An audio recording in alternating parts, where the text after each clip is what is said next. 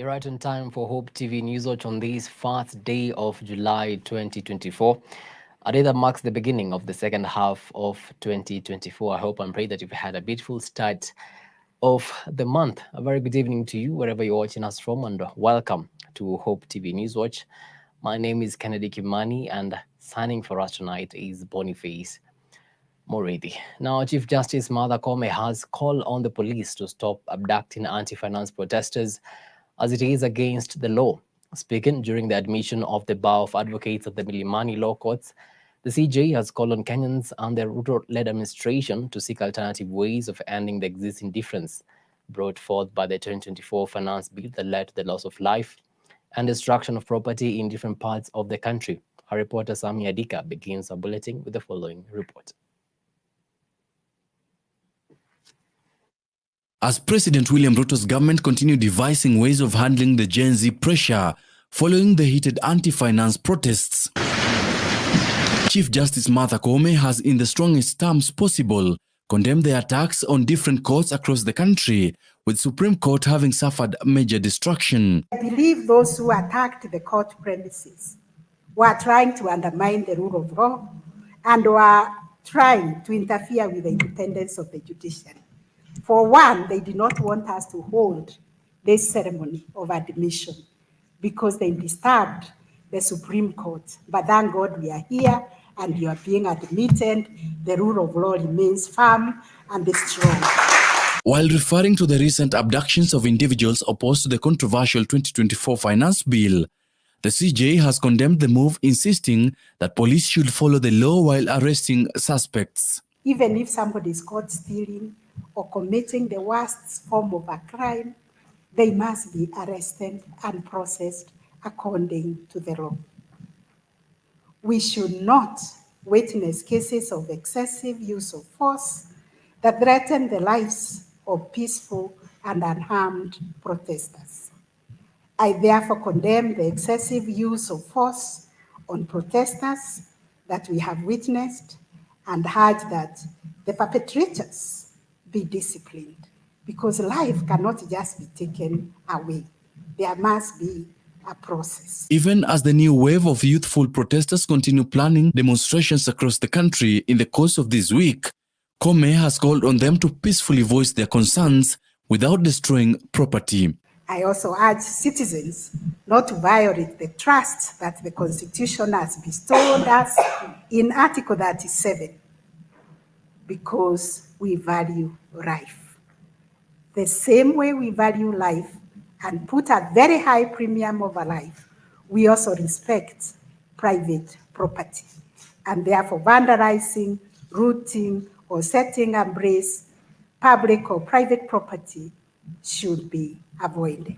The need to administer justice to Kenyans was emphasized by Deputy Chief Justice Philomena Mwilu, who called on the newly administered advocates to uphold the law as a way of increasing confidence in the judiciary. When you appear before the bench, respect to the court. Be truthful and honest with your clients and all those whom you will give counsel to, for it is your responsibility and duty to promote public confidence in the entire office of advocate and in the system of justice. With more protests expected this week, and as the police continue abducting those opposed to the 2024 finance bill, and the recent victim being former Nandi Hills Member of Parliament Alfred Keter, whose case has taken a different turn, will the police heed to Chief Justice Martha Koome's call to observe the law while arresting suspects? For Newswatch, I'm Sami Adika. Thank you so much, Adika, for that report. President William Ruto now says he's willing to have a conversation with the Kenyan youth on any platform of their choice, including on X Spaces. The head of state has, however, said the youth can choose the option of identifying a leader among them who will represent them or decide how they want to engage him if they choose to be leaderless, adding that it has been very difficult for him because he doesn't know who to deal with. President William Ruto has called for dialogue with the protesting youth to discuss pressing national matters, among them unemployment and the high cost of living.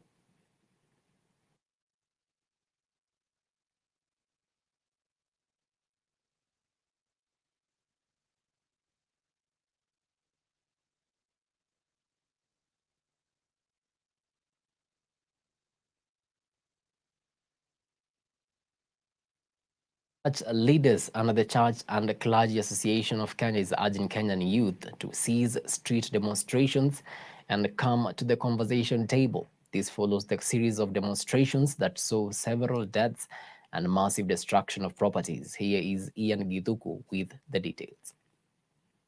Mr. President, we're almost winding down this, but have you noticed that those young people, they actually have worked out the things that they believe you can take out and still be able to do the important things? In the wake of President Ruto's joint media interview to address the state of the nation, the Church and Clergy Association of Kenya has come out to address some of the matters in their concern. Bishop Hudson Denda, chairman of the association, commended the president's move of concession in regards to the Finance Bill 2024, citing it as a demonstration of statesmanship. In this connection, Bishop Denda has asked the youths who have been at the forefront of the recent demonstration to cease going to the streets and instead heed to the president's call for dialogue. He explained that the clergy is concerned that the demonstrations may have been infiltrated by goons and persons with ill intent, going by the destruction and looting of property seen recently. Tunataka tuone hiyo dialogue ile president amesema. Tuko tayari, upande wetu wa kanisa tuko tayari kuhusika mahali tunafaa kuhusika. Tuone dialogue ambayo itawekwa inchi pamoja na tukaweze kusonga pamoja, na tunaona hiyo ndio mwelekeo mzuri kwa inchi. Watu wachache wasiamulie Kenya mzima. Sasa tumepata platform ambao kila mmoja anaweza kaa ndani na sisi wote tuamue future ya nchi yetu. I request you to calm and speak to these gents like a father to them. You are a father of this nation and more so a father of these gents. Thank you very much. If you do so, the whole country will listen unto thee. The church leaders, however, condemned police brutality, widespread abduction, and deaths by the police. Their call to the president is to ensure that restraint is exercised by directing the KDF and the National Police Service to desist from using excessive force and violent measures while dealing with Kenyans and abide by the court orders. Members of parliament were also urged to cease acting on their own accord in terms of decision-making and represent the will of the people. Wakenya wameona polisi wakitumia force. Maana hata sasa hivi tulipo hapa kuna wenzetu wako Kenyatta wameenda kuombea watu waliopigwa risasi na walioumizwa kwa ajili ya excess force ya polisi. Kwa hivyo sisi wote tunajua kwamba polisi walizidi kiasi kidogo, na si jambo tungependa kuliona tena likifanyika. In regards to the issue raised by the Gen Z online of not offering politicians a platform in churches, Bishop Denda stated that the church is open to everyone, only that everyone will now be treated equally and not prioritized due to their political positions. Tunataka tuwaombe mheshimu mahali pa kuabudu. Kanisani ni mahali pa heshima, ni mahali ambapo kila mtu anakimbilia ili akaweze kusaidika. Kwa hivyo tuheshimu mahali pa kuabudu. Kila mtu anakaribishwa kanisani na kanisa ni rafiki ya kila mmoja, ni rafiki ya vijana na kila Mkenya. For Hope TV Newswatch, my name is Ian Githuku. Thank you so much, Ian, for that report. Meanwhile, the Evangelical Alliance of Kenya has praised the Gen Zs and millennials for their unity of purpose in addressing matters of national interest. Speaking during their 49th annual general meeting at Sitam Valley Road, the clerics have reiterated that the youth have made Kenyans proud, praying that God will use this season to change Kenya for good. As young as I am, or rather as young as I look, I am that young. And I have to say that I was on the road, pushing for the finance bill to be rejected. As you can see me, this is an affirmation that EAK is committed, and me, myself, serving in the board of the EAK Youth Commission, it says and affirms that EAK is committed to pushing the agenda of the youth and having their voices heard. And I think what you're saying, and we've always said, is that we are seeking for credibility, integrity, and accountability. And this organization has made that, and that's why I am here serving in the capacity that I've been given. So we are so much into pushing the youth agenda, and I appreciate. And even in the conversation of what does this mean moving forward as a nation. And that's why, and I appreciate all our leaders here, because they're here to listen to us. Not only to listen, but also to act. And I know we will move forward as a nation. Thank you.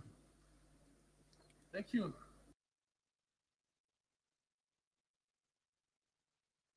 Now, a cross-section of youth in Loyangalani, Marsabit County have decried the current economic crisis facing the country. While expressing dissatisfaction with the Finance Bill 2024, the youth have urged the government to upscale its efforts in stabilizing the economy and addressing their concerns. Our very own Gloria Musimbi is in Marsabit and filed for us the following story. A cross-section of youths from Loyangalani area in Marsabit County, Being personal and going that direction does not help. have hit back on President William Ruto just a day after he had a presidential roundtable at State House, Nairobi. The youths now want President William Ruto to hold constructive dialogue online with the youths and take into account their concerns on the controversial Finance Bill 2024 that has led to nationwide protests. Inji ama nani atakuja kusaidia inji. Yani atusikize na atupilia mbali. Hata tumesikia hoja yake jana vile maneno ya kuitisha mkutano atukatai, na unasema ni mzuri, lakini isiwe ya ukora na mambo mengine. Na Wakenya wamesikia kama wamechoka. So for the president to ask for dialogue, sisi hatuna kichwa, hakuna mtu ambaye ataturepresent, because they ask for dialogue wakati ile mambo na NADCO. Dialogue inaendelea sasa for like 2 years and ongoing. So that's the same trick they're using. Kutuambia bwana dialogue hapana. If kama Mr. President anataka dialogue. The residents have decried the current economic crisis, noting that it has led to increased unemployment rate, insecurity, among other issues, and urged the county government to intervene. Tunasema governor ajibike kwa kazi yake. Hata sasa maendeleo iko chini. Na mali ambayo tulikuwa tunategemea imeisha. Kama ni bahari imefurika, imemaliza kila kitu. Vijana ndio wanatangatanga, wote wamemaliza shule, wamekosa namna ya kuendelea mbele. Si hawajaona makaratasi, wako na makaratasi. Because you cannot tell me niko na youth representative na hawa youths 100% wengine wao wana kazi, wengine wao wamemaliza shule, wengine wao wengine vitu mingi wako ni wengi sana. We like 1000. So, misioni benefits of county government. As the anti-finance bill protest enters its third week, youths in Loyangalani have said they will continue to protest until their grievances are addressed, and urged youths to protest peacefully even as they exercise their constitutional rights. Reporting for TV Newswatch, I'm Gloria Musimbi. Venye alikuwa anasema vijana walioelekea kuandamana kwa bunge. Vijana hawakuwa criminals ama hawakuwa walivu, walikuwa wanatetea sisi kama Wakenya. Na pia wale polisi, vijana sisi kama vijana Gen Z, sisi tunatetea pia polisi haki yao, kwa sababu polisi wanatumiwa na serikali vibaya. Hiyo finance bill inaumiza pia polisi, na polisi wasitumie nguvu. Huku vijana wakiendelea kuelezea hisia mseto kuhusiana na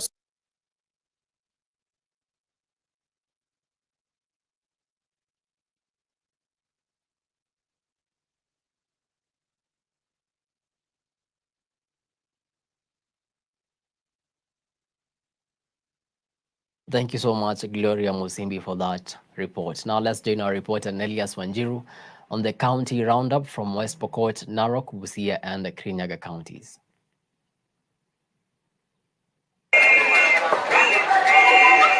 In groundbreaking development aimed at enhancing maternal health care and overall medical services, the West Pokot County government has officially opened 4 new health facilities. Governor Simon Kachapin, during the commissioning ceremony, emphasized the importance of decentralizing healthcare, stating that health services are now closer to the people to ensure the local communities receive timely medical attention. Implement, kwa sababu hiyo ndio kazi yangu, na mimi nataka niambie watu wa West Pokot wachukue advantage, tumie hizi facilities ambazo sisi tumeifungua, hasa kina mama. Maternity wing kama hii ambayo tumeifungua kwa siku ya leo ni fursa ya wamama wetu wakuja wajifungue hapa.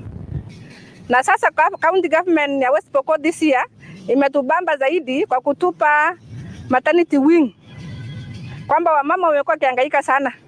Wamama wengi walikuwa wanajifungua kwa mama wa village kwa sababu hatukuwa na maternity wing.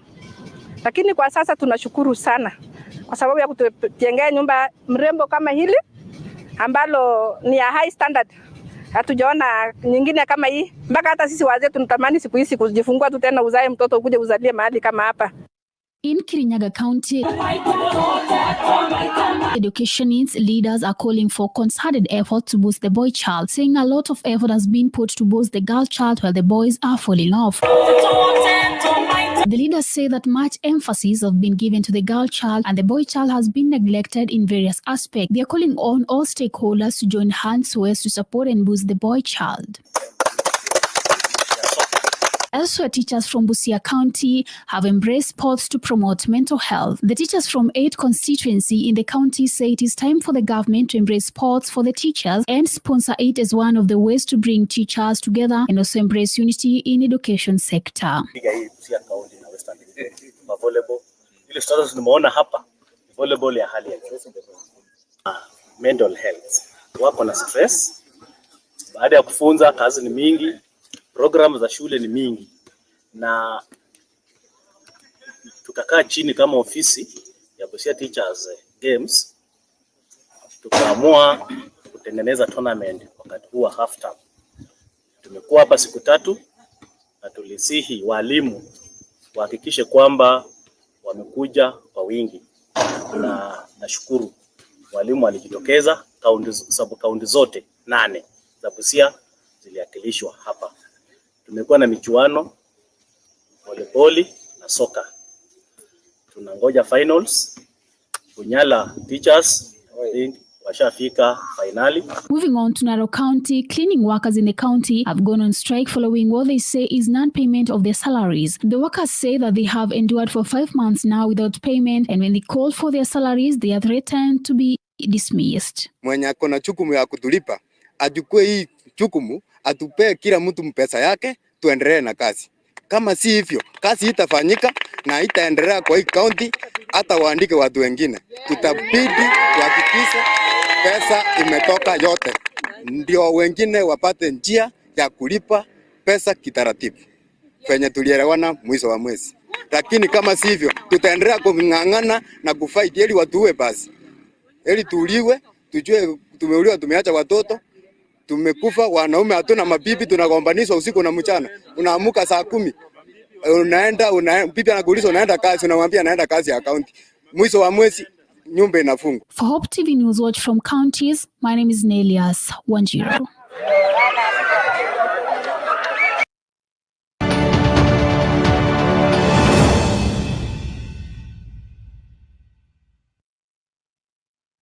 And to some sporting action now, Mara Sugar FC have been crowned champions of the 2023-2024 FKF National Super League. Despite losing 2-1 to Vihiga Bullets, they had already secured their first title in round 37. Mara Sugar finished the season with 84 points.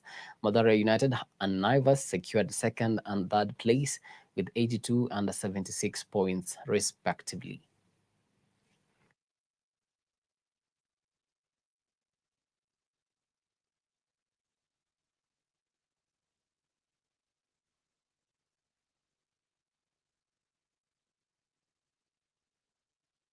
Well, the sports is done. So is the news tonight. Many thanks to you for making time to watch Hope TV Newswatch.